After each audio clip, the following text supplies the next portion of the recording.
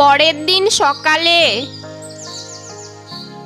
বুড়ি তার সাক্ষীকে নিয়ে মহারাজের মহলে যায়।